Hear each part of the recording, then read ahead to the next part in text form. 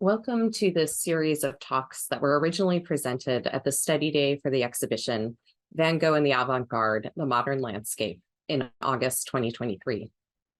I am delighted that the four speakers were willing to record their presentations in order to share their research with audiences around the world. I would like to express my gratitude for the support of the Dutch Culture USA program of the Consulate General of the Netherlands in New York. The Consulate's enthusiasm for this project reveals the enduring appeal of one of the most beloved Dutch artists, Vincent van Gogh. My name is Jacquelyn Coutré, and I'm the Eleanor Wood Prince Curator in the Department of Painting and Sculpture of Europe at the Art Institute, and the curator of the exhibition here in Chicago. The Van Gogh Museum in Amsterdam has been a superb model of generous partnership. I want to thank the entire team at the Van Gogh Museum for their supreme collegiality on this project, and foremost, my colleague, Brechtje Geertse, researcher at the Van Gogh Museum and co-curator of the exhibition, who shared her expertise so freely throughout every step of this process. In its iteration in Chicago, the exhibition brings together 75 paintings and works on paper by Vincent van Gogh and 4 artists keen to push the boundaries of painting. These artists were united by their fascination with the contradictions in the evolving landscape in the 1880s. Labor and leisure, industry and recreation, not unlike our own city. From railroad bridges and factories to lively cafes and promenades, these tensions fueled their imagination, resulting in new ways of thinking about color and brushstroke. One would likely not have expected that an exhibition titled Van Gogh and the Avant-Garde, the Modern Landscape here in Chicago, or in Amsterdam, Van Gogh along the Seine, would have started with Paul Signac, but the painting on the screen is a big part of the genesis of the show. Acquired by the Van Gogh Museum in 2016, it was of interest to then curator Maite van Dijk because it represents not only a known location in Asnières, one of the suburbs that features in the exhibition, but also because it was shown in the 3rd exhibition of the Société des Artistes Indépendants in 1887, where it was seen by Van Gogh. Shortly thereafter, the Dutch artist began to venture out into the northwestern suburbs to paint. We often overlook the fact that Van Gogh's oeuvre, which spans about 900 paintings and 1,200 drawings, was created in a mere 10 years, a single decade. Even looking at the 2 images on the screen, one might doubt that they were made by the same artist, let alone executed by the same artist within 5 years of each other. How did this happen? This exhibition contends that a crucial piece of this puzzle is Van Gogh's move to Paris, and more specifically, his painting campaign in the northwestern suburbs of the city. It was here that he took in the changing landscape, embracing the tensions that stimulated his creativity, as well as his peers' pioneering ways of painting and incorporating them into his own manner, the one that we recognize from his later mature work at Arles and Auvers. As he wrote a few months after his time in these suburbs, he saw more color in the landscape at Asnières, and a bold, personal, expressive use of color is the foremost quality that we associate with Van Gogh. Without this period at Asnières and the northwestern suburbs of Paris, Van Gogh would not have become the artist of the Starry Night, the artist that we know today. But of course, Van Gogh was not working in a vacuum. And that was something that we wanted to communicate to our audiences even before entering the exhibition. Rather, he was one of several artists for whom this area provided crucial inspiration. This exhibition builds upon the research of great scholars, foremost Bogomila Welsh-Overtoff, whose pioneering dissertation from 1976 on Van Gogh in Paris and whose subsequent exhibition at the Musée d'Orsay in 1988 really brought this little study period to light. It was also, in some ways, guided by recent geographical explorations in 19th century French art, such as Impressionism on the Seine at the Musée des Impressionnismes Juvéniles in 2010, and the Art Institute's own 2004 blockbuster exhibition, Seurat and the Making of the Grand Jatte. We were also inspired by exhibitions of contextualized Van Gogh, such as Vincent van Gogh and the Painters of the Petit Boulevard at the St. Louis Art Museum in 2001. But how were each of these artists connected to this area? After deciding to become an artist in 1880, Van Gogh moved in late 1885 from Holland to Antwerp, Belgium, and then enrolled in an art academy, but quickly found that his ideas conflicted with those of the instructor. He arrived in Paris in late February 1886 and enrolled in the studio of Fernand Cormont, a pupil of Alexandre Cabanel, and an artist entrenched in the academic approach to painting. Van Gogh quickly quit this academy and immersed himself in the avant-garde art scene. He stayed in Paris for only 2 years, but his immersion in the center of the art world had nothing but the most important consequences for his understanding of painting. He spent May through July 1887 in these suburbs, trying out the divisionist and pointillist manners and organizing 2 art exhibitions. Van Gogh was the last of these 5 artists to explore this area, doing so in the most pivotal year of 1887. Georges Seurat's story is very different from Van Gogh's. He grew up in a middle-class family in Paris, and he went through a traditional arts formation, training at the École des Beaux-Arts in Paris. After a year of military training, he begins exploring the outskirts of the city, foremost the island of the Grand Jatte and Angers in the year 1881, though he would paint in these locations throughout the 1880s. Seurat sought to use color to create harmony and emotion in art. He had read the color theory of chemist Michel-Eugène Chevreul, which stated that the juxtaposition of 2 colors would have had the effect of a third color when seen from a distance, as well as the work of the physicist Ogden Rood, who proposed that the juxtaposition of primary colors on a canvas would create a more vibrant and pleasing color than the corresponding color made by mixing on a palette. From Seurat, we have the fundamental notion to Impressionism, that of optical mixing. After the death of his father, Paul Signac moved to Angers with his mother and grandfather in 1880 when he was about 16. The family liquidated its very successful saddlery, which gave Signac independent means to pursue his passions. He left school and immersed himself in the avant-garde art and literary scene, and he flirted briefly with becoming a writer before deciding to become a painter. He met Seurat in 1884 when their submissions were rejected from the official state-sponsored salon, and they were part of the group that founded the Société des Artistes Indépendants in that same year. They ultimately developed a very close friendship. Although Seurat is considered the originator of the divisionist and pointillist styles, Signac became the chief spokesperson of them, which he promoted by organizing through exhibitions, hosting social events, and building an international network of artists, critics, and dealers who sustained the movement. Emile Bernard moved to a house between Angers and the suburb of Courbevoie with his parents and younger sister in 1884, when he was only 16 years old. Determined to become an artist, despite disapproval from his parents, he enrolled in the studio of Fernand Cormont, but was kicked out for painting a background with streaks of vermilion and bright green rather than the conventional gray-brown. He befriended Van Gogh shortly thereafter, and he maintained a written correspondence with the Dutch artist through 1889. Our final artist, Charles Angrand, arrived in Paris in 1882, having left Criquetot-sur-Roiville outside of Rouen to teach math at a secondary school in the metropolis. He rented a room near cafes frequented by avant-garde artists and quickly immersed himself in that scene. He would leave Paris to return to his parents' home during school holidays. Essentially, he was only working in Paris and its environs while school was in session.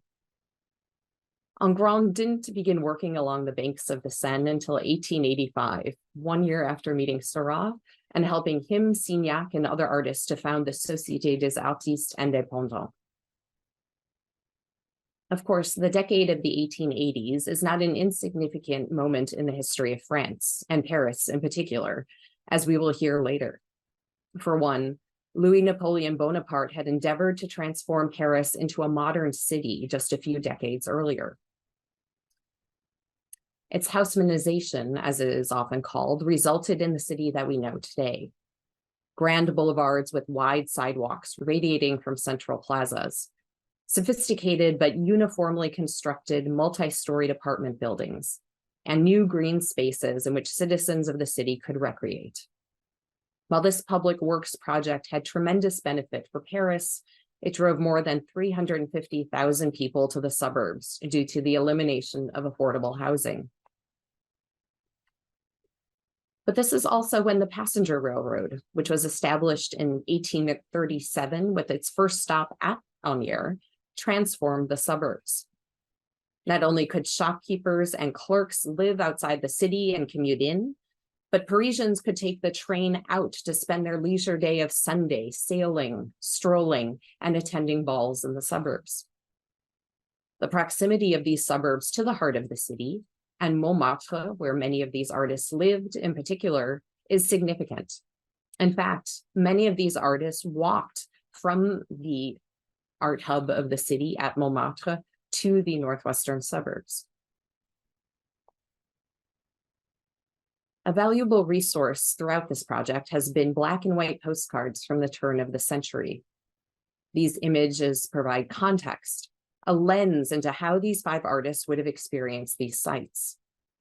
We see here the famed double bridges at Asnières, with the railroad bridge in front, the pedestrian bridge behind it. The suburb, dubbed the Holy City of Boating, was a major destination for sailing and rowing, but also for horseback riding, promenading, and for athletic competitions. There was also some light industry here, like the factory belonging to Louis Vuitton, and that devoted to photographic reproductions by the company Goupil. Described as a city of business rather than pleasure, in one contemporary guidebook, the suburb of Clichy was heavily industrialized, with factories producing soap, zinc, lead white, starch, and sterret candles. Paul Dupont's printing facility was also located here, as were 3 glassworks. Finally, a huge natural gas factory lay along the banks of the Seine here. The island of the Grand Jatte was a haven for leisure, picnicking, fishing, and swimming, promenading, and dining at small cafe restaurants were favorite activities for Parisians spending the day in this location. This project was steeped in research, in archives, in libraries, in the personal correspondence between artists, which had one concrete result: the identification of new sites. For example, we knew that this viaduct, which was likely executed in the fall of 1887, perhaps when Van Gogh was visiting Bernard's studio so that they could paint together, represented Asnières. But comparison with historical postcards has revealed that this viaduct was located along the Quai d'Asnières. It's seen in the painting from the opposite side of that represented in the postcard, as the chimneys on the house at the right peek over the upper portion of the overpass in the center of the painting. Other boons of this exhibition are the presentation of numerous works from private collections and the reuniting of several works that have not been shown together for quite some time, including the views from the Grand Jatte by Seurat and Angrand. They have not been shown together since the exhibition of the Société des Artistes Indépendants in 1890. We are also very excited to present designs for the Asnières Town Hall by Signac, which have never been shown before in the United States. Signac executed 4 designs for the Salle des Fêtes in the town hall in 1900, and he really wanted to incorporate the industrial and leisure identities of these suburbs in his mural. We see the majestic sailboats and lush grasses ripe for picnicking in the same frame as we see smokestacks and coal cranes. But of the more than 100 artists who submitted designs, Signac did not even make the shortlist. His sketches were praised by critics as, quote, honest, intelligent, and artistic, unquote. But the jurors went for a more prosaic design, with significantly fewer industrial indicators encroaching on the tranquil scene. Less smoke, fewer cranes and factories, and a greater emphasis on the mirror-like surface of the Seine. And though it isn't physically in the exhibition, Seurat's Sunday on La Grande Jatte 1884 looms large over it. This is not only because there are 5 Conté crayon drawings and 4 painted studies for the fabulous painting in the show, but because it was the most prominent site of experimentation for Seurat.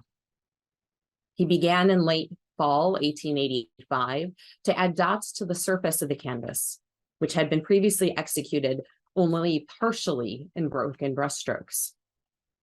And in the summer of 1888, he began to add a painted border around the edge, which was composed of red and blue dots. He exhibited it in the 8th and final exhibition of the Impressionist artists, as well as in the 2nd exhibition of the Société des Artistes Indépendants, both in 1886. It quickly became part of the vocabulary of the Avant-Garde. Because he kept revisiting this painting, making it an active site of revision and investigation, it was a major touchstone for the work that these artists were doing in the second half of the 1880s.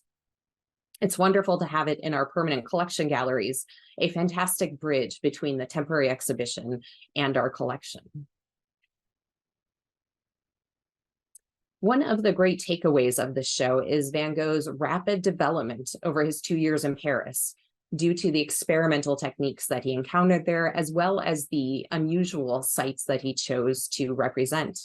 Many of these sites were, of course, located in the suburbs, as he noted. And of course, Van Gogh, as a subject of research and as one of the world's most beloved artists, has been the subject of several recent exhibitions. I like that we placed the artist in a context, one that directly reflected those artists with whom he had immediate and rather consistent contact. It's very much a show about the exchange of ideas among artists, about how conversations about art can spur new developments, and the importance of working in a community, not in isolation. For such a singular artist, both in terms of style and biography, situating Van Gogh in this way extends his influence and elevates other artists in a very important way. Van Gogh in the Avant-Garde, the modern landscape, is about the power of place to inspire, the unpredictable and exciting consequences of creative exchange, and the seemingly limitless possibilities of painting. In this exhibition, we see the foundations of modern art take root along the banks of the Seine. Thank you. Our first speaker is Esta da Costa Meyer, Professor Emerita in the Department of Art History and Archaeology at Princeton University and visiting professor at the Yale School of Architecture. She has worked on both modern and contemporary architecture and on issues of gender and design. Another focus of her research has been the architectural practices of the old colonial powers and the resilient cultures of resistance in colonized nations. Her book, Dividing Paris, Urban Renewal and Social Inequality, 1852 to 1870, came out with Princeton University Press in February 2022. Her curatorial work includes Frank Gehry, online at the Princeton University Art Museum in 2008, and at the Jewish Museum in New York in 2016, Pierre Charot, Modern Architecture and Design, and just this year, The Sassoons, which was co-curated with Claudia Nason. During the past 5 years, her teaching has focused on the Anthropocene and architecture's complicity with climate change, and more recently, the architecture of refugee camps around the world. Today, she will speak about marginalization and resilience in the banlieue of Paris. After the proclamation of the empire on December 2nd, 1852, Napoleon III began a radical transformation of the city, befitting a modern imperial power. To this end, he named a committee chaired by Count Henri Siméon to produce a blueprint for the comprehensive overhaul that he had in mind. Among other issues, it focused on new streets, bridges, markets, greenery, and cemeteries. And this was the agenda implemented with ruthless efficiency by Georges Eugène Haussmann, appointed prefect of the Seine a year later. Haussmann ran new streets through the existing urban fabric, increased water supply and sewerage, upgraded parks, and created over 20 squares to aerate the dense urban fabric. Yet the regime's plans for Paris also had to accommodate the social and economic interests of the bankers, industrialists, and real estate magnates who bankrolled the emperor's grandiose urban project. Profits from industry were to be reinvested in broad streets for circulation and consumption, attractive housing for the rising middle classes, and imposing buildings devoted to commerce and culture. In reconstructing large parts of the capital, one of the goals of both the empire and its supporters was to absorb capital and labor. That is, to invest money in urbanism so it could yield more profit and to pacify the laboring classes with work. The empire fell in 1870, and the vast undertaking of urban renewal was finished by the Third Republic in the 1880s and 90s. To upgrade the antiquated infrastructure and make way for well-lit boulevards and genteel housing for the triumphant bourgeoisie, Haussmann eradicated entire streets and hundreds of decrepit tenements, wholly indifferent to both the social and the historic cost of his policies.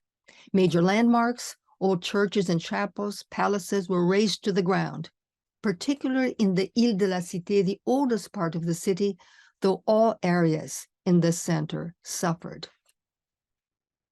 This was the largest project of urban renewal that the West had yet seen, and yet it was done without raising taxes.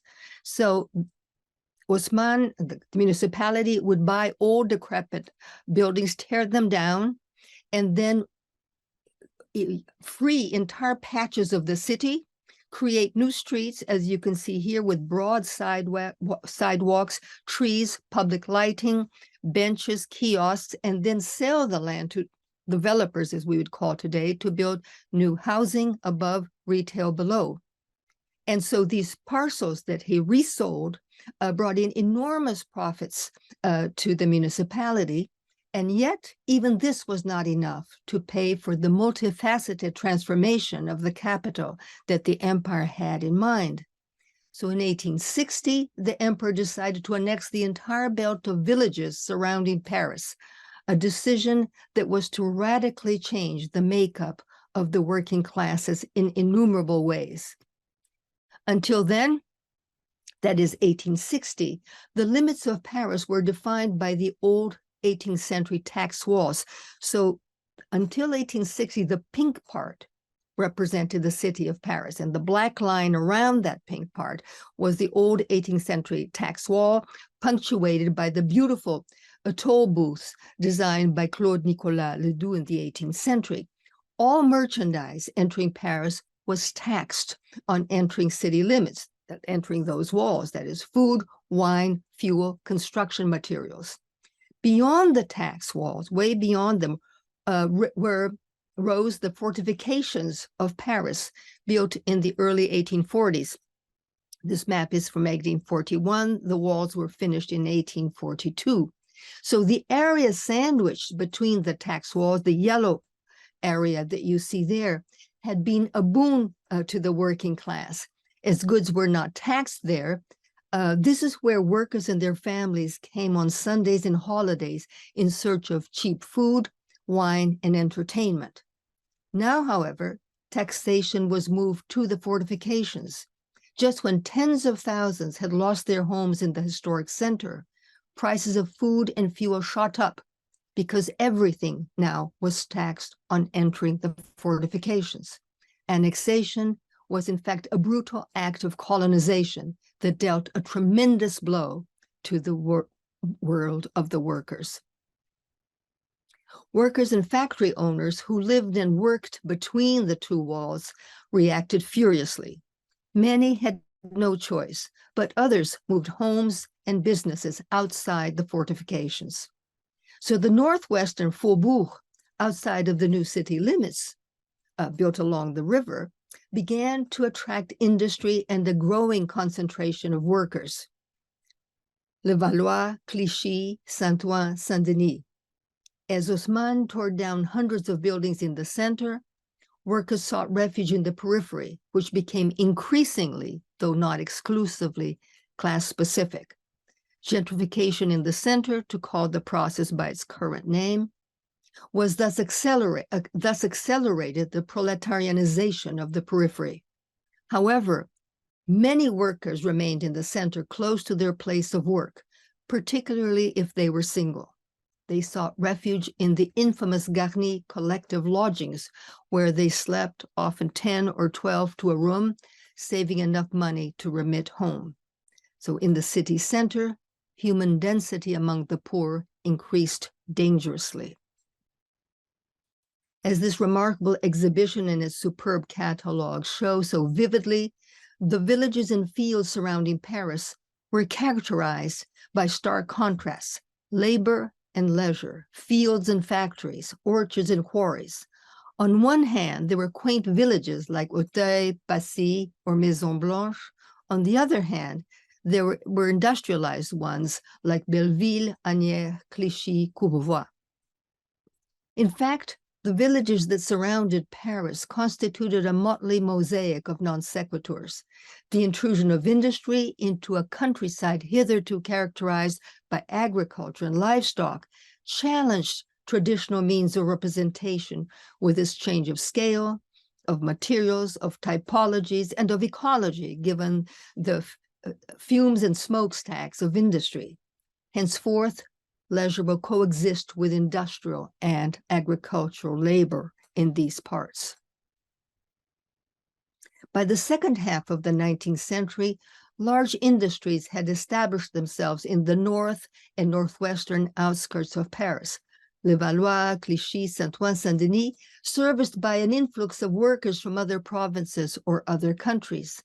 These newcomers spoke patois or other languages and usually stuck together, seeking similar work and housing among themselves, at least initially. Cities have great power of assimilation, and once families with children started putting down roots, they gradually blended into the mainstream. All these workers, originally peasants from the most part, were quite different from the highly skilled craftsmen and craftswomen, often Parisians, who resided and worked in the Faubourg Saint-Antoine, that is the eastern part of the center. In Paris, the working class was thus split. On the whole, the urban proletariat proper worked in large industrial establishments in the banlieue where they lived. Many unskilled construction workers from the provinces also lived in the outskirts, but walked every day to their work in the city center. Many workers came to Paris attracted by the city's wealth and urban projects, including large numbers from Germany, Belgium, Switzerland, the Netherlands, Spain, and Italy. Over 100,000 Germans, for example, were recorded in Paris by the end of the empire, as well as 35,000 Belgians and large groups of Spanish and Italian workers. In fact, the majority of residents of Paris were born elsewhere, as French scholars like Gérard Noiriel have pointed out. And in fact, 19th century France was not only enriched, but actually constituted by immigration. Alarmed by the large number of foreigners, the municipality made them register for housing permits from 1851 onwards, as Louis Napoleon was preparing the coup that made him emperor. Tensions between center and periphery escalated sharply after annexation. In print culture and popular illustrations, the much-needed workers were often seen as dangerous invaders, as you can see on your right, or as dirty denizens who had to be civilized and scrubbed clean by the mother city, as you can see on your left. Class played a major role in the representation of the laboring classes, which would attain lurid colors in literature. The Last of the Mohicans, written by James Fenimore Cooper in 1826, just before moving briefly to Paris, had an enormous impact on the way the poor were perceived. As Eugène Sue wrote in his bestseller of 1843, Les Mystères de Paris, quote, "We shall attempt to conjure up for the reader scenes from the life of those other barbarians, just as foreign to civilization as the savage hordes so well depicted by Cooper," end of quote. Racialized interpretations and representations of the workers were legion. Quote, to walk from the boulevard to the faubourgs outside the city is equivalent to an exploration of Central Africa, wrote a commentator as late as 1912, racism directed both against Africans and against the Parisian poor. Topography itself seemed to naturalize segregation and exclusion. Paris sits at the center of a geographical amphitheater whose sides rise sharply. Montmartre, Belleville, La Villette, annexed in 1860, were populous strongholds of the laboring sectors. The idea of a working class belt that towered above the city terrified the middle and the upper classes. In the 25 years before the Second Empire, Paris had seen the barricades go up 9 times. Not one to overlook political problems, Haussmann did everything he could to divide and isolate working class areas such as Belleville by ramming broad avenues through their neighborhoods. After annexation, the city's new geopolitical reconfiguration with thousands of workers in the sprawling villages around the city betrayed the affluent classes' distrust and fear of the laboring classes. They were criminalized. In Zola's novel Pour Bouillir, written in 1883, he gives a devastating portrait of the new housing for the middle classes erected under the Second Empire. As the concierge of his fictitious building says, quote, "A single worker sufficed to contaminate a building." Haussmann's use of urbanism to divide the working class did not, however, prevent the Commune from taking arms to defend the city against the French army, which had made its peace with Germany at the end of the Franco-Prussian War, a war that brought the Second Empire to an inglorious end. This well-known anonymous photo shows the precipitous situation of Montmartre.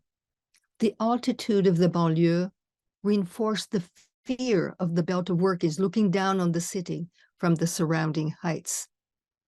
Those who lived above the city center were marginalized by both space and time.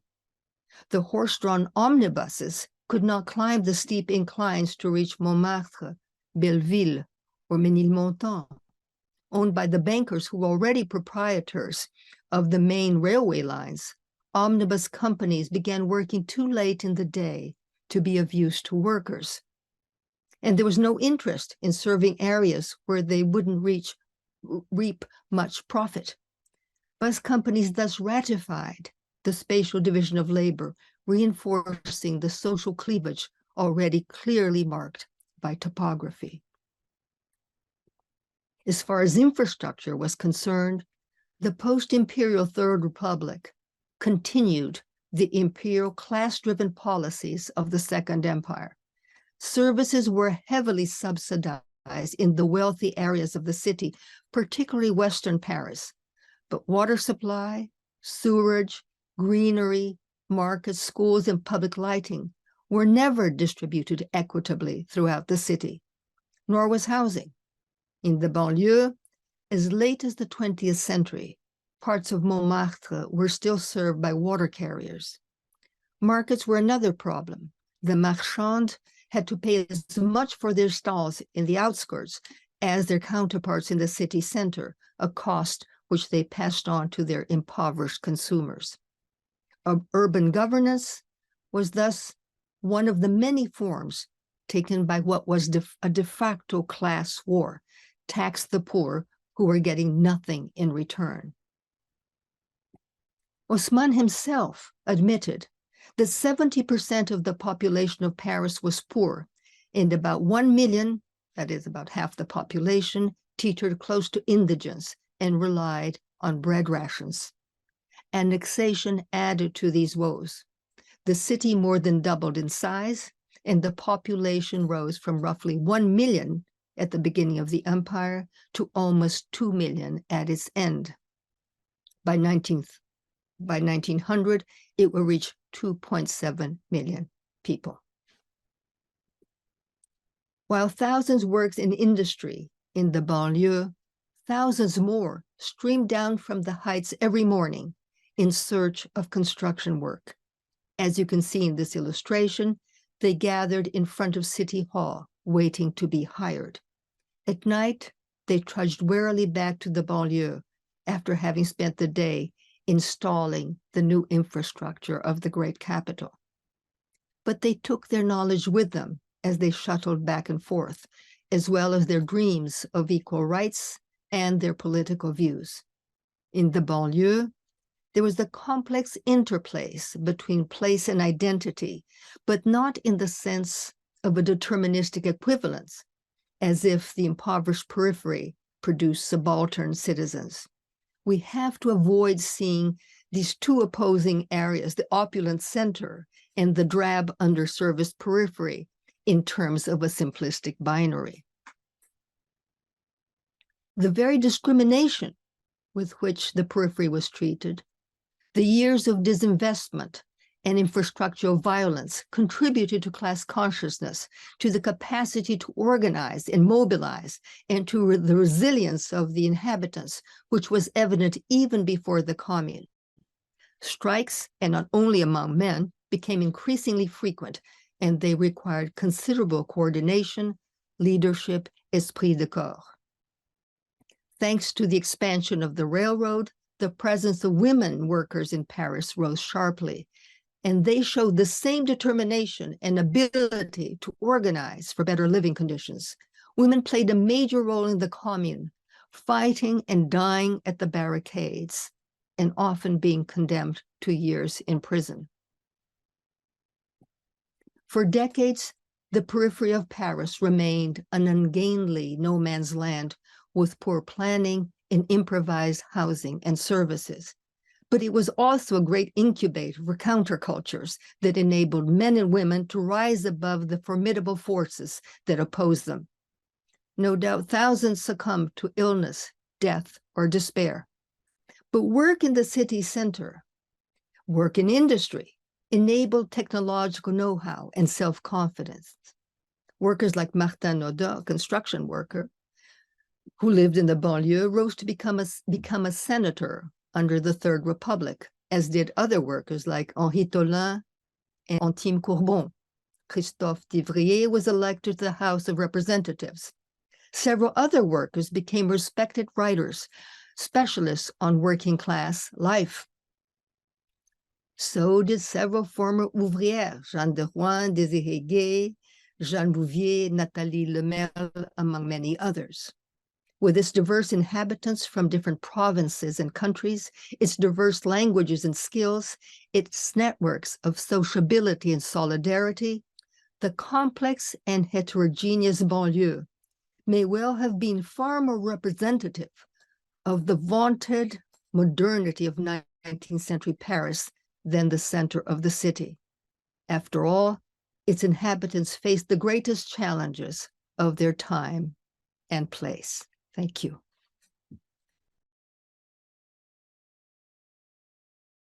Our second speaker is Caroline Shields, curator of European art at the Art Gallery of Ontario in Toronto, where she has worked since 2017. In 2019, she curated the absolutely mesmerizing exhibition, Impressionism in the Age of Industry. Her current show, Cassat McNichol, Impressionists Between Worlds, is on view this summer. Prior to joining the AGO, Caroline interned in curatorial roles at the National Gallery of Art, the Musée d'Orsay, and the Museum of Fine Arts Boston.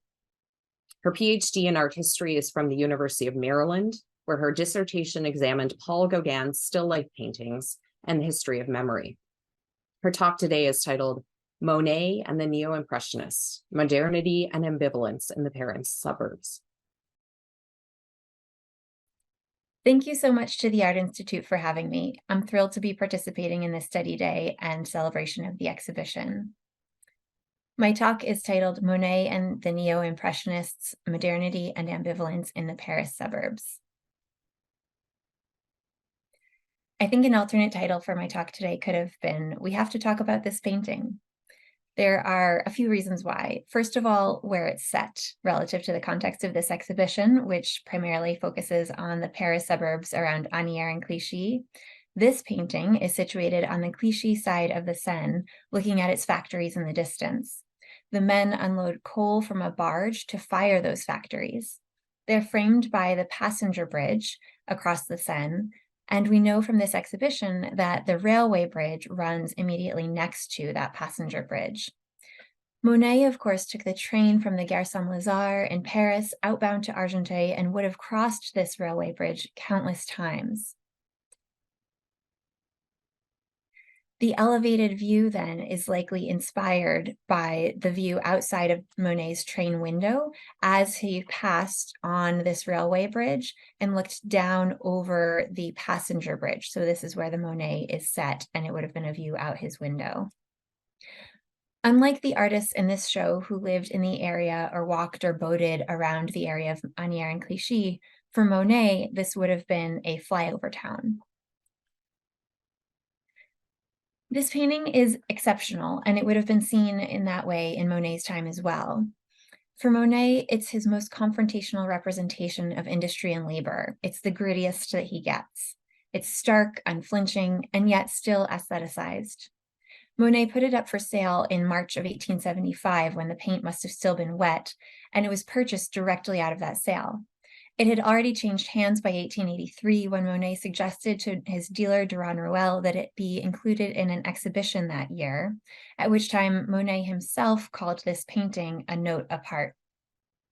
When the canvas changed hands for the 5th time in 1899, so in just under a quarter century, it sold 5 times, the author of the preface for that sale catalog described this painting as having a demonic quality. So this painting reads to our eyes today as a note apart, and importantly, it did in Monet's time as well. The fact that this exceptional painting is set on the shores of Clichy in the immediate vicinity of where at least 6 canvases in the current exhibition are also located seems to drive home the thesis of this exhibition, which is that there's something special about Asnières and its abrupt contrast with Clichy that magnetically attracted artists to this area, compelled by a new form of art making. So a seemingly natural first step in thinking about this painting by Monet in the context of this exhibition is to look at it together with the other paintings around it that were painted in the immediate vicinity. So again, Monet made this in 1875, and it was in the 1880s that these other paintings were made. But you can see the incredible density, how tightly concentrated all of these scenes are, and the real attraction that this area with these 2 bridges across the Seine had for the artists. So what I'm showing you here are 2 paintings each by Van Gogh, Signac, and Bernard, and we'll take a look at them closer up here. So in each painting or pair of paintings by any given artist, by Bernard, Van Gogh, and Signac, we see a trio of nature, leisure, and industry represented. The confluence of these 3 subjects is largely what attracted the artists to this area. But as we can already see, it's not actually an easy comparison with the Monet of the same area.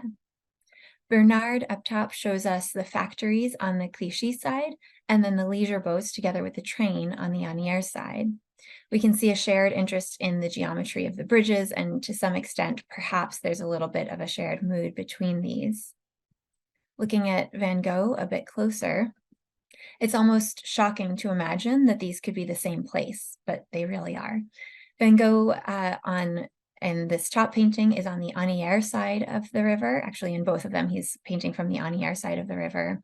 And so Anière was more closely associated with leisure and Clichy with industry. So it makes sense. Monet is on the Clichy side, Van Gogh here is on the Anière side. That said, there are pleasure boaters in the water here. And interestingly, whereas Monet very often erased signs of industry in Argenteuil, here we're reminded by Van Gogh that Monet erased signs of leisure in the Clichy area. The railway bridge composition by Van Gogh is a bit heavier than the passenger bridge painting. There's the forlorn figure sitting here on his own, a woman walking by herself, black smoke coming out the top of the train. And there's rust along the bridge. These orange marks are rust. The compositional structure is similar, but the Van Gogh and the Monet still feel like a very different project. Now with Signac, we see these actually really couldn't feel more different. We have a brilliant sunny day with the Signac versus this hazy, smoky day with the Monet, pleasure boats versus industrial barges, all in the same place. For this painting, the Monet is actually set, these are so close, the Monet, this is the same arch in the Signac painting that we see in the Monet painting. That's how nearby these are. In the background of the Signac are gas tanks at Clichy, which appear very frequently in the exhibition. And as with Signac's other works that look at these tanks up close, there's said to be no judgment. There's no heaviness. It's very simply gas tanks on a sunny day. But maybe actually, as we've gone through these 6 comparisons, this Monet isn't the right comparison to the Neo-Impressionist project here at the railway and highway bridges in Anières and Clichy. So what happens if we go downstream, outbound, much further outbound from Paris to the suburb of Argenteuil, the place where Monet was coming from, where he was living and walking around and sailing on the river, just as the Neo-Impressionists themselves had been doing in Anières. This is very obviously the better visual comparison. So what does it mean to find this comparison in Argenteuil and not in Anières? Monet's Argenteuil paintings would have been the Neo-Impressionist reference point, not the Coleman that he immediately sold into private collections. The Coleman, which we had been looking at, was exhibited in the 4th Impressionist exhibition in 1879, and then not publicly exhibited again until 1899. So that really wouldn't at all have been what came to mind of Monet when the Neo-Impressionists were thinking about Monet. Instead, it would have been Argenteuil paintings such as this that the Neo-Impressionists would have been thinking of. Also, the town, what Argenteuil meant to Monet. While he may have chosen to settle in Argenteuil in 1872 with the thought that the town offered an idyllic escape with nature and leisure and just a little touch of modernity, what he found there was that industry encroached very rapidly on the town in the name of progress. The NGA canvas is the most obvious formal comparison to the Signac painting, but now that I've already moved us to Argenteuil, I'm going to swap the comparison and use this painting by Monet from the Philadelphia Museum of Art in order to maintain this trifecta that was so important to the Neo-Impressionists when they're painting in Anières and Clichy, which is nature, industry, and leisure. We see those 3 things represented in this Monet painting. In Philadelphia. It's something that he really found frequently in Argenteuil in his early years there. So the trio is what attracted the Neo-Impressionists to the suburb, and while it wasn't necessarily what Monet sought when he went to Argenteuil, it's what he found and explored for a brief period of time there. So let's look a little closer at this Monet painting. The train is rushing by. It's partly even obscured by kind of the idea of speed. Industry and nature harmonize. There's this white puff that's applied with thick viscous paint, and it appears to be steam coming from the train, but it could almost as easily be clouds. Monet leaves open a window for us to question what we're seeing. We have sunlight that is glowing, the sailboat's glowing in the warm setting sun to the west, and the very same sun bathes the piers of the bridge. We see blue and orange repeated again and again in this composition. The water, the piers, they're complementary colors of blue and orange. And in that way, they're connecting nature and industry. The bridge is framing the trees and right here, and in turn, the bushes are framing the bridge. So there's this, again, kind of back and forth dialogue or even kind of framing device between nature and industry. Everything is balanced perfectly so. We know that Signac was deeply inspired by Monet and had him in mind when creating works like this one. Signac also unites industry and nature harmoniously, bathed in sunlight, and he especially deploys the complementary colors of orange and blue. Their brushwork is different, though. Monet conveys a sense of movement in the water. His brushwork is evoking his presence and his gestures. Signac's systematic dots insert some distance between him and the viewer. As one art historian has put it, there's a, quote, impression of objectivity and detachment in the way, end quote, in the way that Signac is painting his, applying his paint.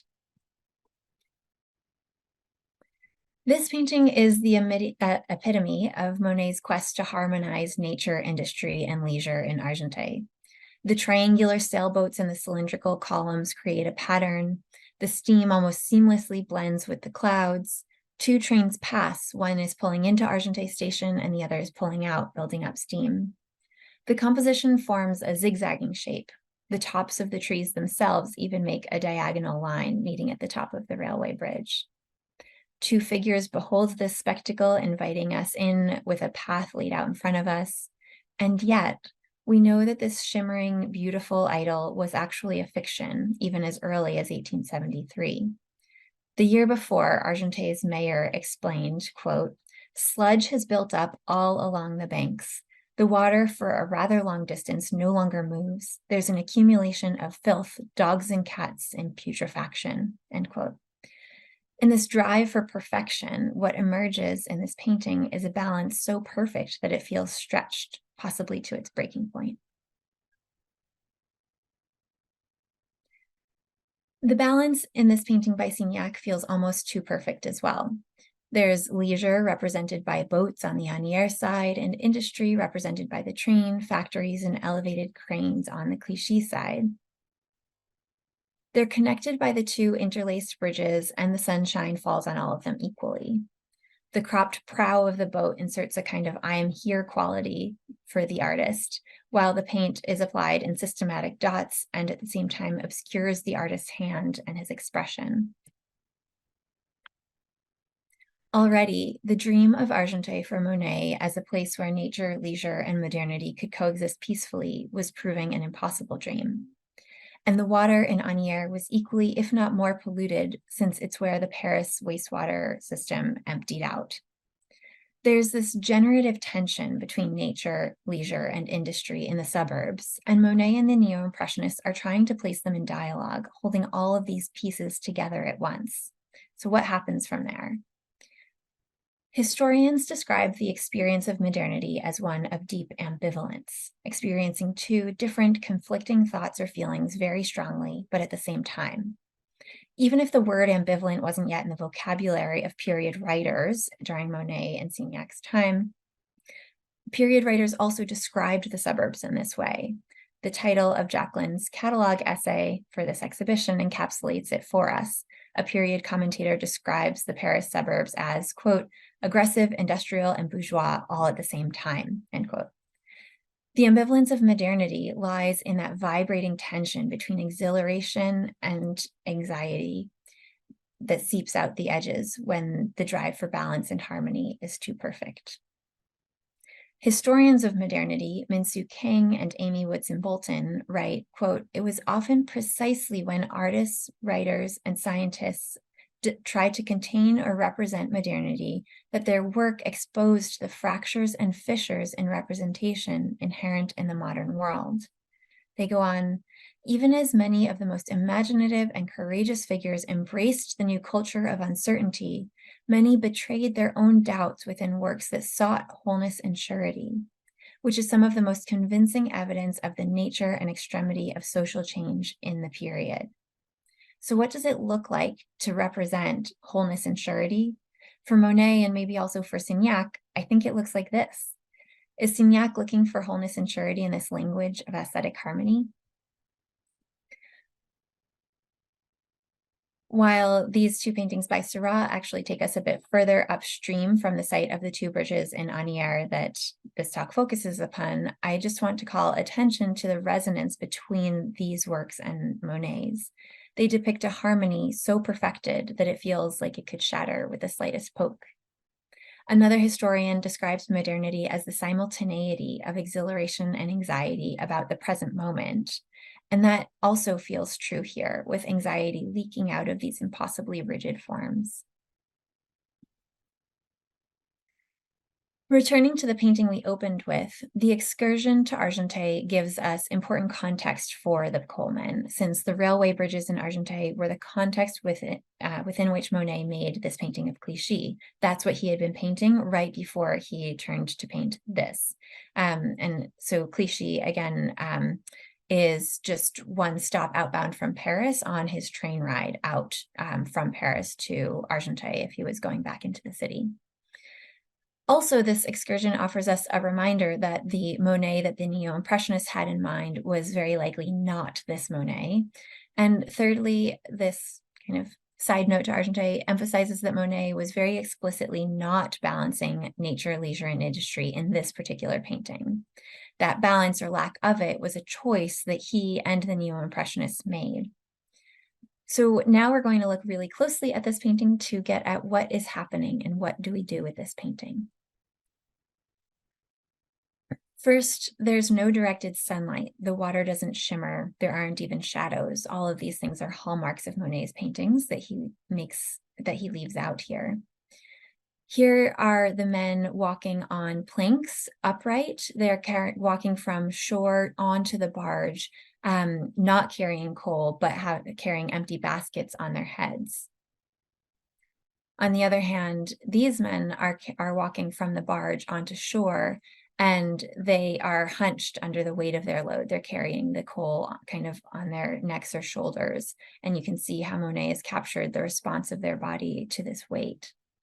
So there's a deeply rhythmic, decorative quality to the movement of all of these figures, but with a very real, heavy attention to the detail of their labor. The background feels almost chalky, as if the canvas itself is absorbing the exhaust from the factory chimneys. That flat, hazy sky that blocks out the sun is one that many of us in cities affected by wildfires this summer have known all too well, and it feels true to what Monet is capturing here. The bridge overhead presses down, circumscribing the scene in a way that feels heavy, quite unlike others of Monet's bridges. But it's not all quite so grim. The coal is painted in lively strokes that carefully work in blues and greens. The pier of the bridge is painted in a vivid yellow, the barge in a deep bright green, and there's dabs of a very, very clean white. The most beautiful passage in the composition is where Monet finds the light. It's here where the water reflects the sky, capturing light even on a smoky day. We can see Monet's touch on the canvas, dragging a relatively dry brush across the surface, letting the underlying canvas texture show through. The Seine in this painting is deployed for industrial ends. It's a shipping artery. And yet, in this little passage where the water meets the shore, the river still shines. There's a yearning quality about it, looking for a hint of beauty amidst this desolation. This scene, glimpsed through the window of a moving train, must have been made from memory, which is itself a departure for Monet, particularly in the 1870s. Painting from memory moves toward abstraction, symbolism, and a decorative impulse. This painting was described as decorative, stretching back as early as the 20th century. Much about the touch of the painting is unusual. It's rarely gestural, and we don't get a sense of movement or even of Monet's hand. Maybe the best comparison to this painting among the works examined in the exhibition catalog is actually not this specific geographic location, but again, moving a bit further upstream to another of Seurat's canvases. In admittedly overly simplified formal terms, both Monet and Seurat show rigid figures pinned down by a pattern with a denial of gestural touch. Art historian Richard Thompson wrote that this painting by Seurat was among, quote, the last paintings that Seurat would make in the Asnières locality, and they discreetly attest his complicated loyalties, end quote. That's ambivalence. He concludes that this painting takes on a symbolist quality as well, much like the Monet has been seen. The ambivalence of modernity as a state torn between exhilaration and anxiety seems to speak very fittingly to Monet's work in Argenteuil and much of the neo-impressionist work in Asnières and the surroundings. But in this place where Monet and the neo-impressionists most closely met in terms of their location, they generated canvases that diverged very dramatically in sentiment. In a way, these two canvases, shown on the screen now, are a kind of swan song for each of the artists. Seurat is the last painting he would make in this region. For Monet, after creating this painting, he would never again paint a harmonious vision of nature, leisure, and industrial modernity in Argenteuil. The dream he had where these could coexist was shattered, and this painting is an unflinching recognition of that loss. In confronting this reality, both Monet and Seurat find moments of subtle beauty amidst the melancholy, a new form of modern ambivalence. Thank you. Marnan Young, our next speaker, is Associate Professor and Chair of Art History at Stern College for Women of Yeshiva University in New York. He received his PhD from the University of California, Berkeley. Dr. Young's first book, Realism in the Age of Impressionism, Painting and the Politics of Time, appeared in 2015. He has published articles on 19th century French painting in the Art Bulletin, Art History, 19th century studies, and Non-Site, where he is a contributing editor.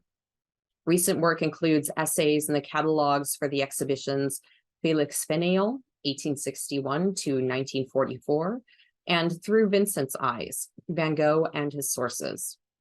Today, he is speaking to us about Raffaelli in Asnières. My talk today is entitled Raffaelli in Asnières. As the exhibition of Van Gogh and the Avant-Garde made clear, many artists in the 1880s chose to represent the suburban landscape in and around the town of Asnières. Most famously, of course, Bather's Asnières by Georges Seurat, a small study of which appeared in the show. Equally of note are paintings by Vincent van Gogh, Paul Signac, Emile Bernard, and Charles Angrand.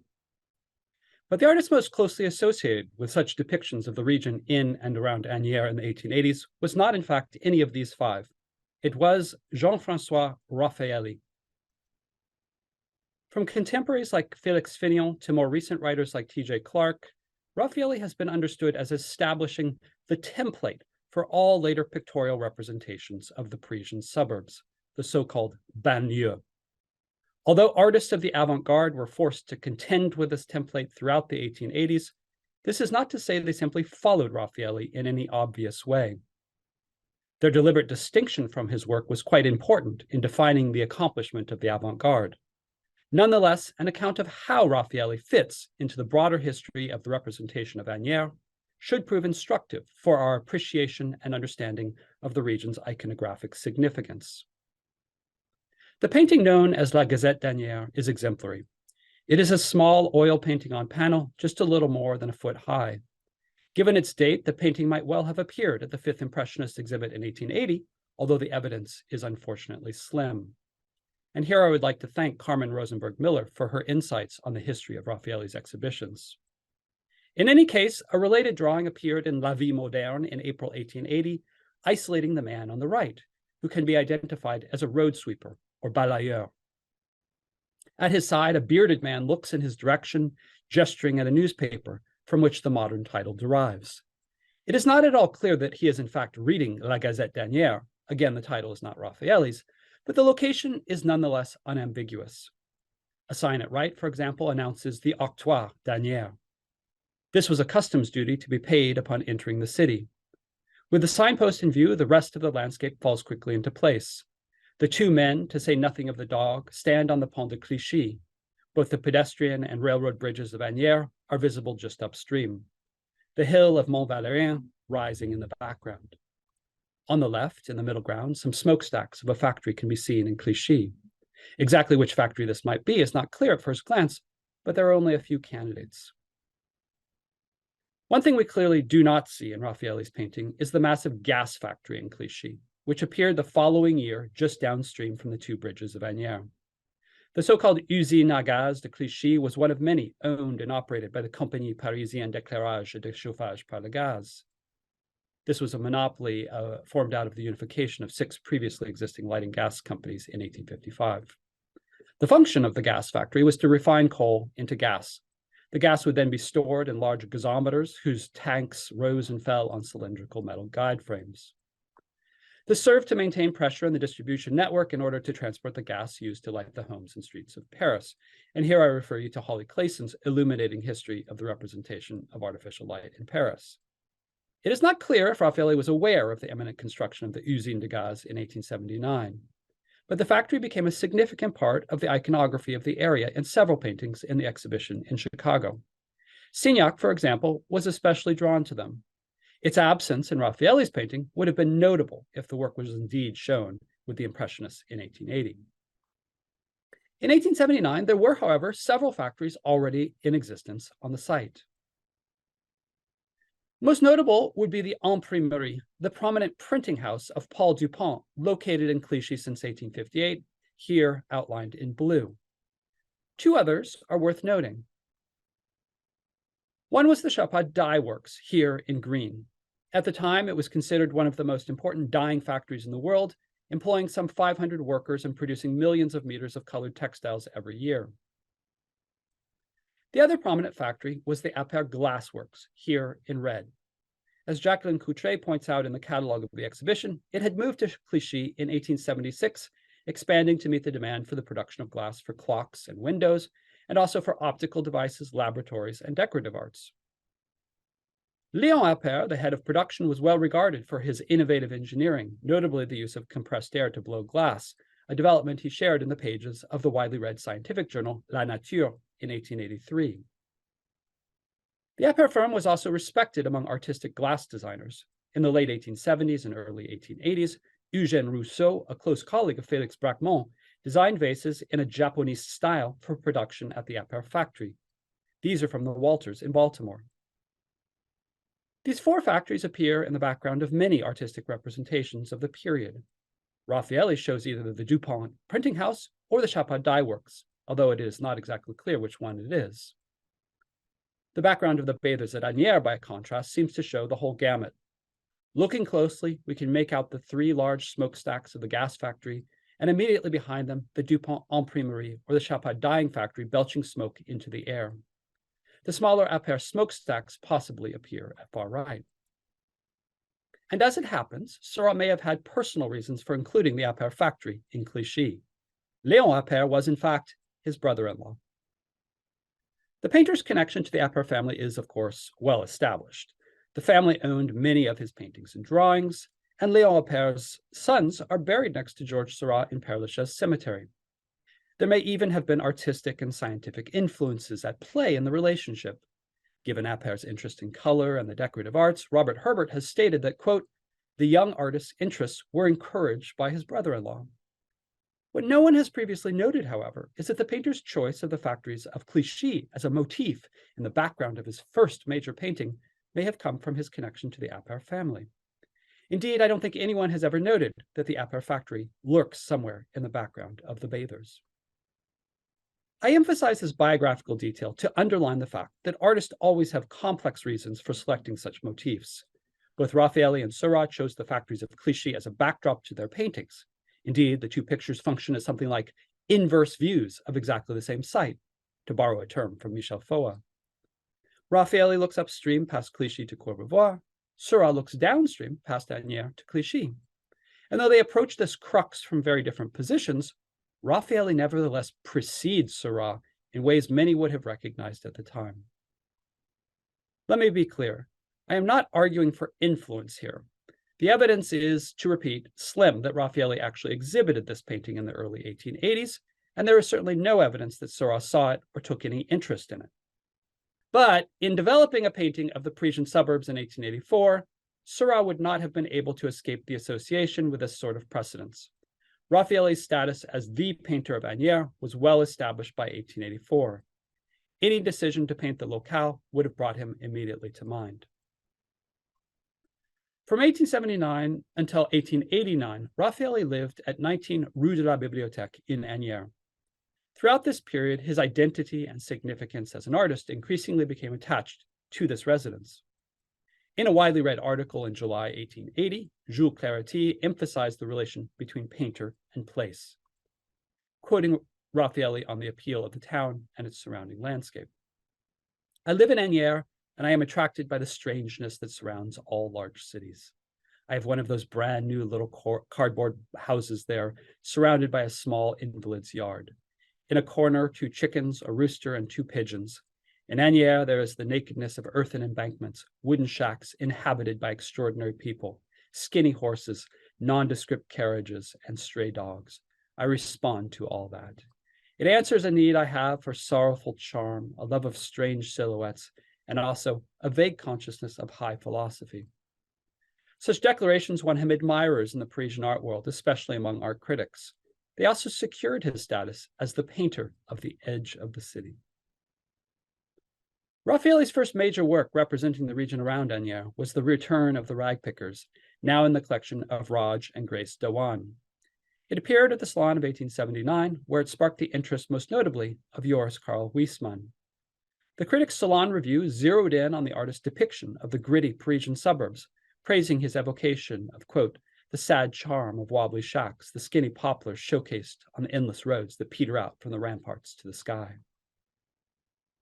The two became close for a while anyway, and Huysman commissioned Raffaelli to illustrate his book of short stories set in various neighborhoods in and outside Paris. Here we see illustrations of stories set in the banlieue, northwest and southeast of Paris. These prints were also shown at the Impressionist exhibition of 1880, alongside other pictures of the suburban wasteland. Pictures such as these. The painting on the left was owned at the time by the critic Albert Wolff. Although famously a scourge of Impressionism, Wolff seems to have admired Raffaelli's rendering of the grim, desolate spaces surrounding the French capital. Here, the thinning brush on a rocky hill, a useless, rickety fence, an isolated factory belching smoke into the air. And also their broken down occupants, male and female ragpickers, a scruffy dog, a flea-bitten donkey. On the right, we see a cantonnier, a road mender, sitting on a kilometer marker indicating the distance to Paris. Shown in 1880 and again in 1884, the painting is now lost, but the reproduction we see here accompanied a poem that Stéphane Mallarmé wrote about it in 1889. In general, Raffaelli sought out the ambiguous spaces bordering Asnières. Clichy and Saint-Ouen, Courbevoie and Levallois-Perret, the plain of Janvier. The town of Asnières is rarely identified as such. Pictures like these suggest some proximity. The factories look vaguely like those in Clichy, but it is very difficult to pin down the exact location of his pictures. The Gazette d'Asnières is quite exceptional in this regard. The vagueness of the locations of his pictures in general was deliberate, corresponding to the liminal spaces he depicts. In this respect, Raffaelli departs from other artists associated with the representation of Asnières. In 1857, Charles-François d'Aubigny began his famous artistic boating excursion in Asnières. One resulting etching sets the departure dinner under the exterior vine-covered bower of a riverbank. Sailboats are anchored in the background. This would probably mark it as the Hôtel de la Marine, which became the restaurant known as La Sirène a few years later. Such images of Asnières as a center of boating and leisure activities dominated before the War of 1870, drawing a larger and larger population to the town. Some of them were artists. The Salon Livre of 1876, for example, lists 7 artists residing in Asnières, none of whom could be characterized as belonging to the Avant-Garde. By the mid-1870s, the image of bourgeois leisure was already being replaced by the industrial qualities of the surrounding areas. In 1878, Karl Baedeker gestured toward the town's shifting image. It was, quote, a pretty village on the left bank of the Seine and a favorite resort in summer. Its prosperity has declined since the war. As painters like Claude Monet understood quite well, Asnières was increasingly hemmed in by the new factories in Clichy and surrounding areas. In these paintings of Asnières and Clichy, at least when placed side by side, he grappled with the doubleness of leisure and industry. And of course, it's interesting that Monet always struggled to phrase that doubleness in terms of contradiction. The culmen is strikingly unusual in the history of Impressionism. Like Monet, Raffaelli tended to favor one side of the social formation over the other. When he does evoke the contradictory juxtaposition of leisure and industry, it is, as Tim Clark says, an easy contradiction. Unlike Monet, he avoided the spaces of leisure around Asnières and along the Seine. He instead sought out the small industries and permanent residents of the zone outside the city walls, the ragpicker encampments, the shacks, and the empty spaces of the banlieue. For critics and the public, no painting summed up the artist's ambitions to depict this version of the banlieue better than the Absinthe Drinkers. The large canvas depicting two ragged men drinking outside a bar in the outskirts of Paris, possibly in Asnières, was a sensation when first shown in 1881 under its original title, Les Déclassés. Raffaelli's defenders immediately recognized it as a complex summation of his distinctive ambition to combine the artistic concerns of mid-century realism with a new iconography of poverty outside Paris. Huysmans was especially sensitive to these concerns in his description of the painting of the sad land of the Déclassés.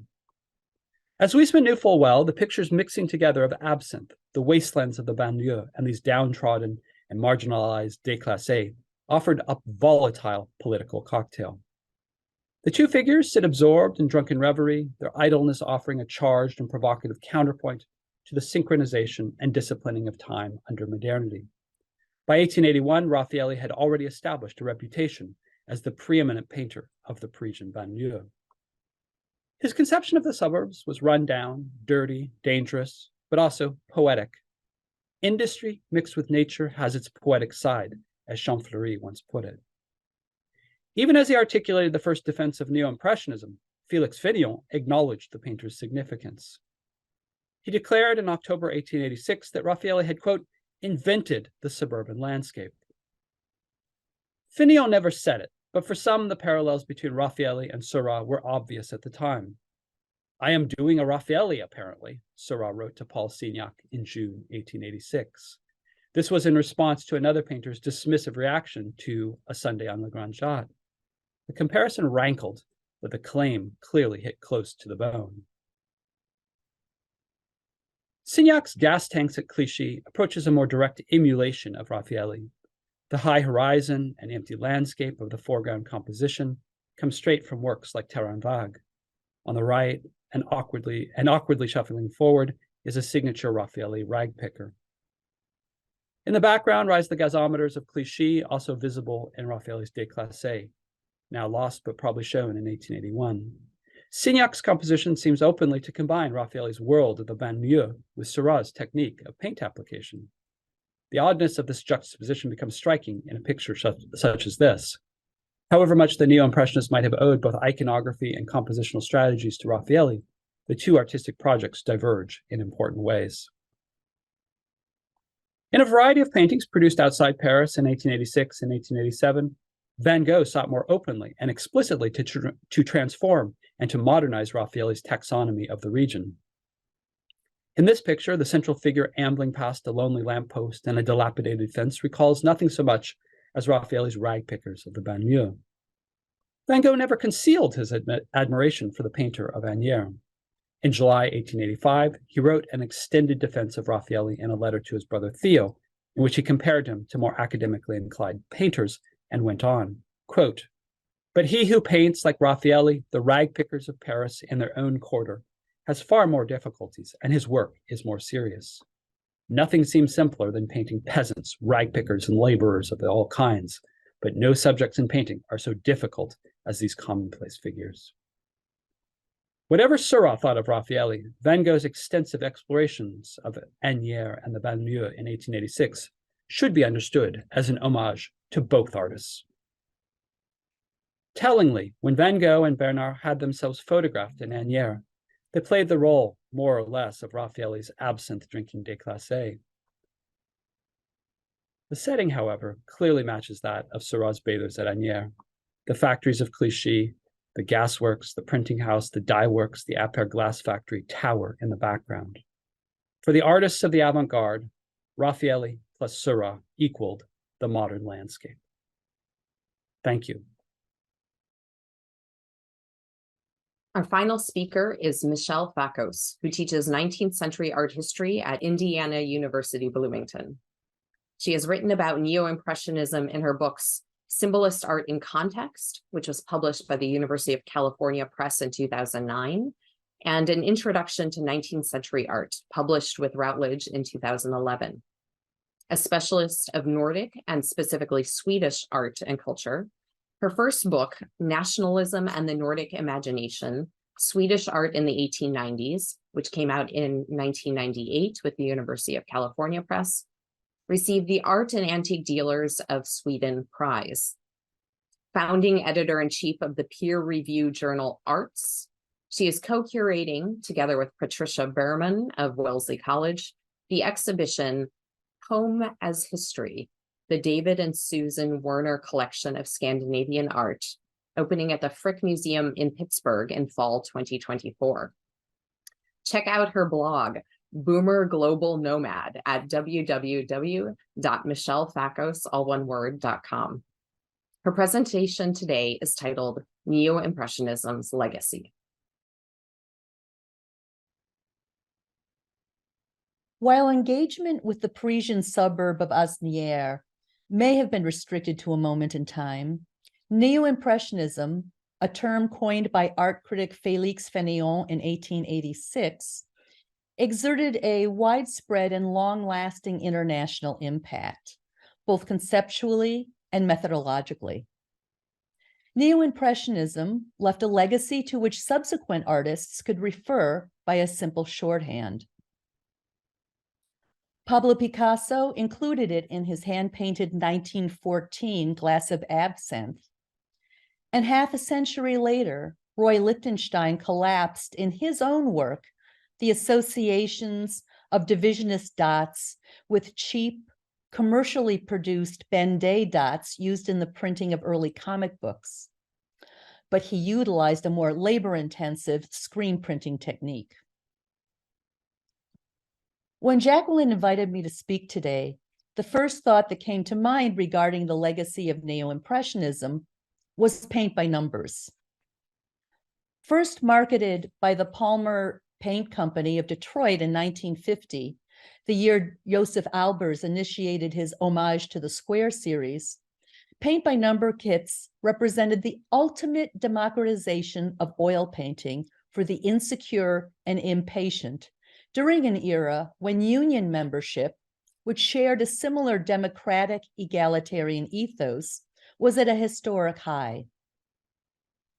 Paint by number offered thought-free democratization that entailed little more than good organizational skills, a steady-ish hand, and obedience to line and number in the manner envisioned by the engineers at Palmer Paint. I thought about painting by number at that moment because I was staying at a farming village situated in Germany's Zittau Mountains, living in a house whose walls were all too generously embellished with the paint-by-number creations of its owner, an apparent fan of fin de siècle artists, particularly Edvard Munch. Christened chromoluminism by its originator, Georges Seurat, Neo-Impressionism belonged to the idealistic branch of symbolism, whose artists believed the natural and spiritual worlds offered opportunities for salvation from the socially and environmentally destructive forces of capitalism and industrialization. A multi-pronged strategy, Neo-Impressionism was pedagogically oriented both in terms of subject matter and technique.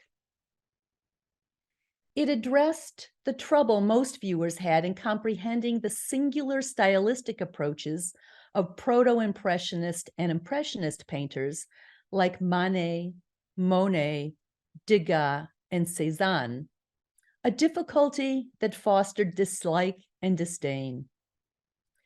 The breaching of long-established norms based on expectations of naturalism led the public and close-minded critics to presume the technical incompetence of artist explorers and to disengage with the content of their works, which were often deeply personal.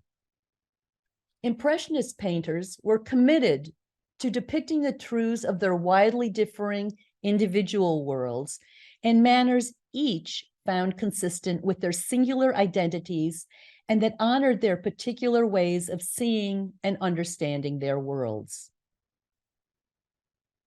Artists of a popular anarchist and socialist persuasion found this approach problematic because they were more concerned with communicating a message than with expressing their innermost selves.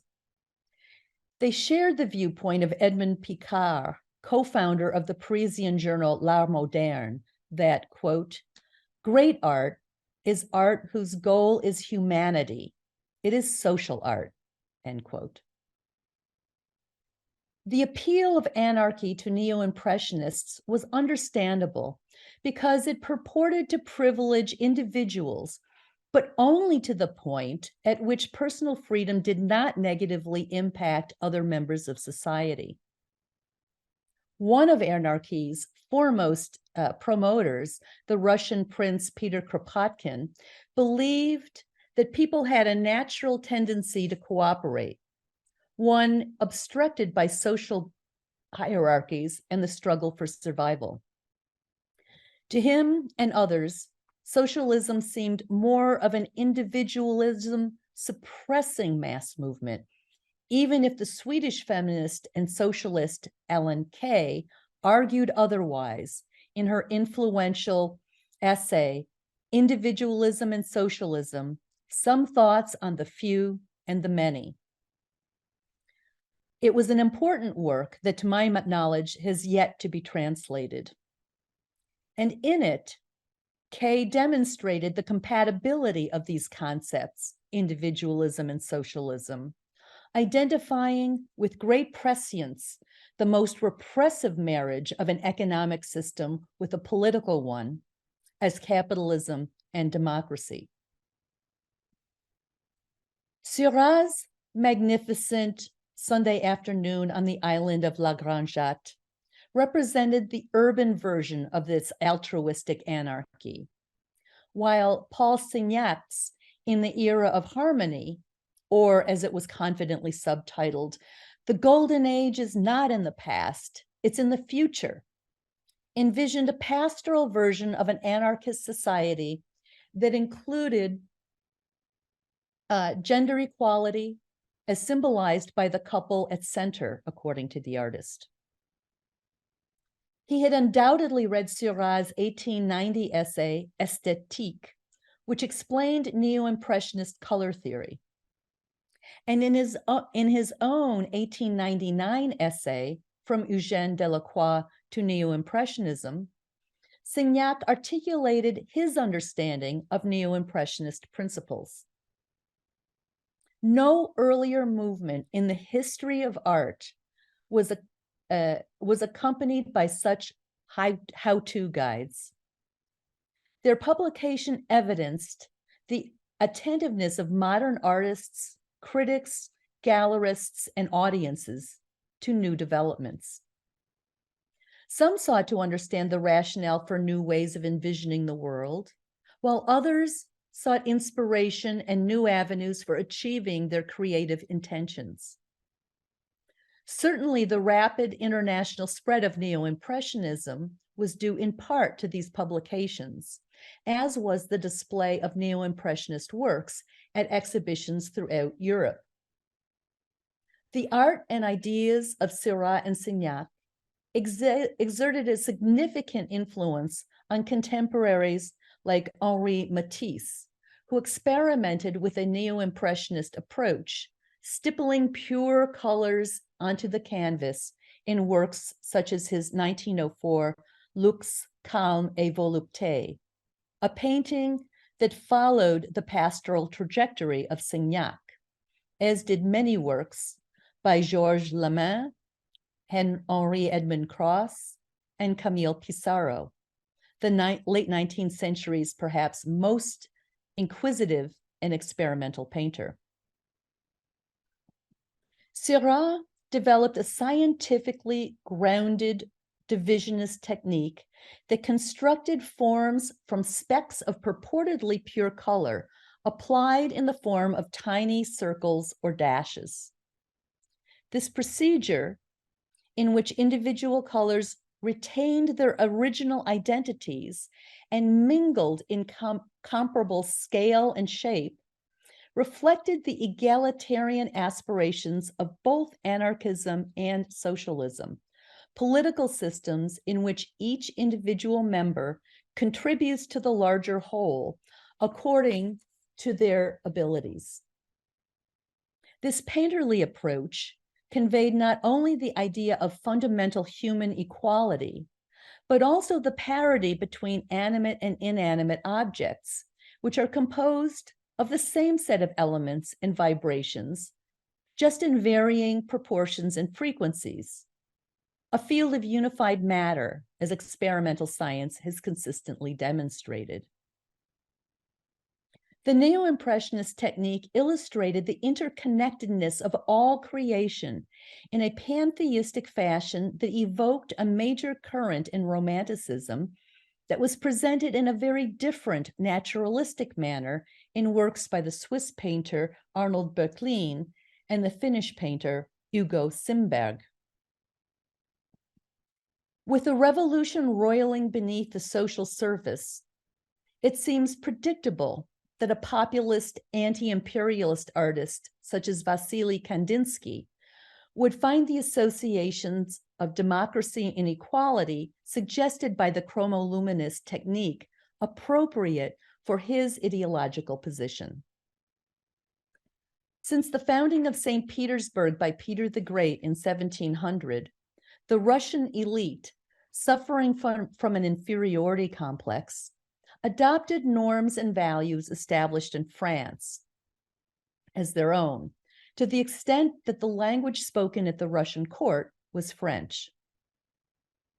Throughout the 19th century, populist democratic movements rejected foreign influence and championed the preservation of indigenous culture and traditions. Paintings like Kandinsky's 1906 Riding Couple adopted a technical approach derived from Western European colleagues for the medievalizing subject of knight and maiden, identifiable by the couple's traditional costumes and the walled city of onion domes across the river. Kandinsky's bright and saturated colors were consistent with those found in Russian folk art, of which he was an amateur scholar. Like most modern artists, Kandinsky was eclectic. He surveyed the world of art in which he lived, searching, as many of his contemporaries, for strategies that would enable him to establish a dual identity as a patriotic artist fostering pride in his nation's pre-modern past, and as an avant-garde painter committed to the experimental mindset then thriving in Europe. Artists in the decades around 1900 seemed conceptually well prepared to embrace the possibilities offered by neo-impressionism. That it was widely exhibited internationally at the time it was created broadened exposure to it, which was not the case for Impressionism, whose influence spread at a more leisurely pace. The Belgian painter Theo van Rieselberghe, a founding member of the exhibition society Les 20, the 20, was bowled over when he encountered Seurat's Grand Jatte at the 1886 Impressionist exhibition in Paris, and almost immediately changed the direction of his work. He utilized a neo-impressionist technique for both portraiture and landscape, as we see here. And in doing so, van Rieselberghe escalated the precision with which tiny, uniform discs of color were applied to the canvas, giving his images a stiff, yet more easily legible appearance. His compatriot and fellow Les 20 founder, Alfred William Finch, who had previously been fascinated by Orientalism and had made several trips to Morocco, embraced neo-impressionism after seeing it at Les 20's 1886 exhibition, a show that included works by Seurat and Signac. By writing about Neo-Impressionism, critics encouraged artists to experiment with its technique and ideas. The Italian artist critic Vittore Grubici di Dragon encountered Neo-Impressionism in the mid-1880s during a stay in the Netherlands, returning to his homeland in 1889. Just 2 years later, at the first Milan Triennale in 1891, Gaetano Previati exhibited his first large-scale Neo-Impressionist painting, Motherhood, which was castigated by critics as much for its controversial treatment of social issues as for its aberrant technique. Most of the great early modernists experienced a Neo-Impressionist phase, including Cézanne, who composed imagery through broad but similarly disciplined tesserae of individual colors. For Van Gogh, it constituted a very different and brief yet consequential stepping stone to his signature proto-expressionist technique. There, as we see in Wheatfield with Cypresses, thick, discrete, and controlled strokes of color convey the energy, the vibrational waves that unify all creation, while at the same time documenting the intensity with which Van Gogh experienced being in nature. In a noteworthy revelation of the art-making process, Van Gogh's precise strokes may allow one to go so far as to identify the specific brush number he utilized and the type of hair it held. 2 decades later, Van Gogh's compatriot Piet Mondrian, also on a spiritual quest with an associated creative component, flirted briefly with Neo-Impressionism, as we see here in an early work, Number 2, part of his 1909 series, Dune. Such a fan of Neo-Impressionism was he, that he stated, quote, "I feel that as far as possible, paint should be put in pure colors, positioned beside one another in a pointillist or diffused way," end quote. His approach evolved rapidly, however, since by the time he executed Dune 5 later that same year, Mondrian had moved visibly toward the consolidation and simplification of form and color, a direction in which he continued. By 1921, the artist had arrived at his reductive signature style, distinguished by primary colors inserted in a black grid of rectangles on a white ground, a protein formula that achieved its purest expression by the end of the 1920s. Indeed, simplification of color and form seemed the most consequential result of Seurat's technical experimentation. As Joost van der Hoeven explains in his catalog essay, the Neo-Impressionist concept of preserving the integrity of individual colors led Emile Bernard almost immediately toward more radical simplification, as it later did Mondrian. Jettisoning in the notion of small, relatively geometric taches of pure color, Bernard expanded these color fields to fill the shapes of entire objects, which were distinguished from their neighbors rather than merging with them. The enclosure of forms by dark outlines made them more legible. By naming this approach cloisonnism, Bernard linked his work to the long tradition of enamel and metal handicraft called cloisonné, thereby situating the creation of paintings, defined primarily by their uselessness from a functional point of view, on a par with beautiful and skillfully crafted utilitarian objects. This evidenced the populist, non-hierarchical mindset of progressive French artists at the fin du siècle.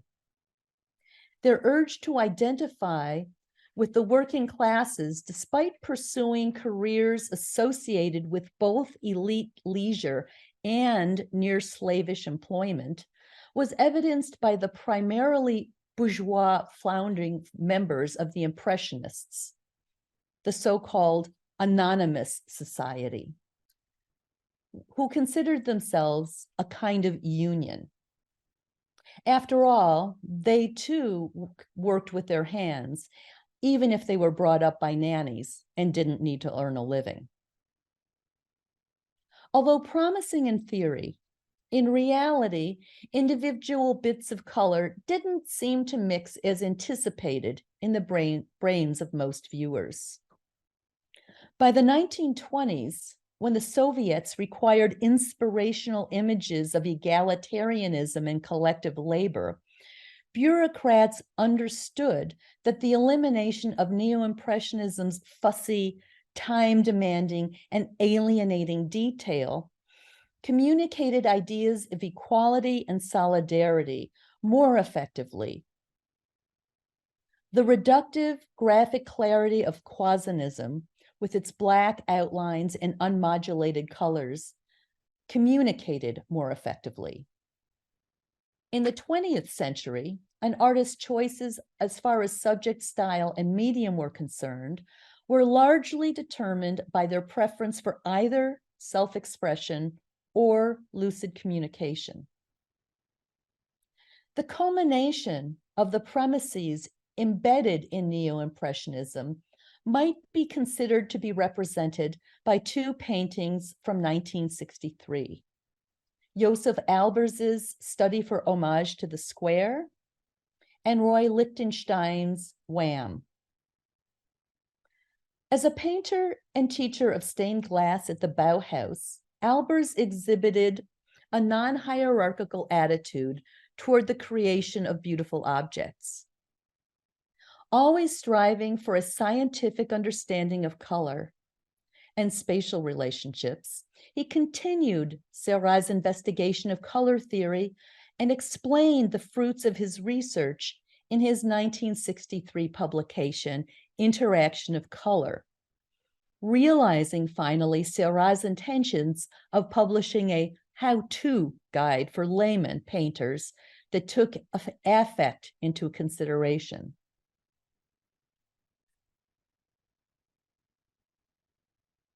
Lichtenstein, on the other hand, was exhilarated by modern life and popular culture, with comic books and their mechanical reproductions. His references were as clear as his paintings were precise. Like Seurat's Grand Jatte, Wham is a monumental painting, but whereas Seurat conveyed optimism regarding a harmonious future, Lichtenstein showed a series of aerial destruction that encapsulated contemporary anxiety in the wake of the Cuban Missile Crisis and amidst the Vietnam War. There are, as I'm sure you are now imagining, many other points of tangency between La Grande Jatte and Wham, but my point here is that Neo-Impressionism opened a new trajectory of inquiry about the relationship of individual and society on the one hand, and the perception of color, shape, and line on the other, both of which exerted palpable influences on 20th century art. Thank you.